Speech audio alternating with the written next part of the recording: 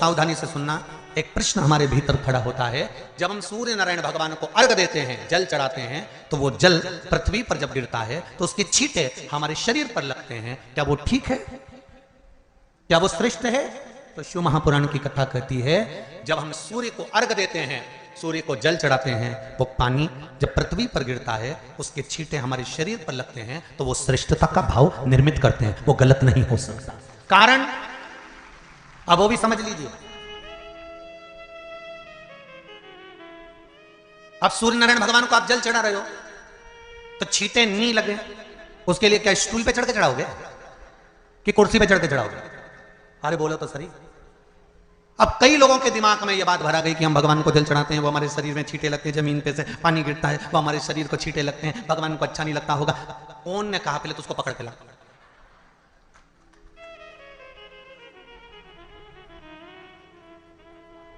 क्योंकि मेरे राम जी महाराज, मेरे भगवान कृष्ण,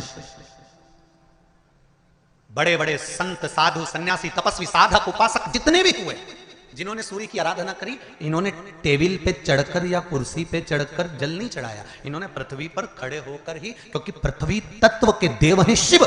जब हम मृत्यु लोक पर खड़े होकर, पृथ्वी पर खड़े होकर भगवान शंकर का भाग पृथ्वी तत्व को धारण कर कर जल को हाथ में लेकर जब समर्पित करते हैं और जो जल नीचे गिरता है वो शरीर पर अगर लगता है तो हमको उसका आशीर्वाद ही प्राप्त होता है, दोष नहीं लगता। पर लोगों ने इसको विपरीत कर दिया। कि कौन ने विपरीत करा? कई लोगों ने इसको विपरीत कर दिया। कौन ने विपरीत करा? तो जो दूसरे धर्म के लोग होते हैं, जिनको हिंदू धर्म से नफरत होती है और जो हिंदू धर्म की पूजन, सेवा, अर्चना को समाप्त करना चाहते हैं, वो धीरे धीरे धीरे धीरे कहने लगे कि सूर्य को जल चढ़ाओगे तो शरीर में लगेगा, शरीर में लगेगा तो दोष लगेगा। इसको कह कहकर घर घर में सूर्य को जल चढ़ाना लोगों ने बंद कर दिया कि आप जल चढ़ाएंगे तो दोष लगेगा, शरीर पे छींटा लगेगा, शरीर को ऐसा लगेगा। ये दोष नहीं है।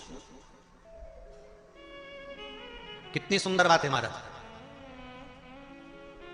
सूर्य नारायण भगवान को जब जल चढ़ाया जाता है, हाथ सिर से 8 इंच की दूरी पर होना चाहिए।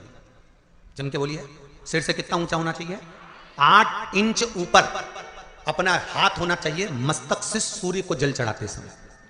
और न चांदी का, न स्टील का, न लोहे का, न प्लास्टिक का, न कांच का, न सोने का कोई बर्तन, न कांसे का, न एल्युमिनियम का, न पीतल का, केवल एक पात्र होना चाहिए, वो है तांबे का। काय का पात्र होना चाहिए? तांबे का पात्र। और सूर्य नारायण भगवान को जब 8 इंच ऊपर तुम्हारा हस्त है और जब हम सूर्य को जल चढ़ा रहे हैं, कैसे जल चढ़ाना है वो भी समझ लीजिए। अगर कोई कैंसर का मरीज है, जिसके चेस्ट में कैंसर आ गया हो, लेफ्ट में, राइट में कहीं पर कैंसर आ गया हो, या कोई गठान आ गई हो, तो महाराज आप जल चढ़ाते समय उस जल की धार को सूर्य भगवान को जब चढ़ा रहे हो तो धार आपकी गठान की ओर जाना चाहिए, जिससे सूर्य की किरण उस जल में से आपके उस स्थान पर पड़े, उस जगह पर पड़े जहां पर गठान है। महाराज आप लगातार जल तो चढ़ाना चालू करो, अच्छे अच्छे डॉक्टर फेल हो जाएंगे और कह देंगे गठान ठीक हो गई।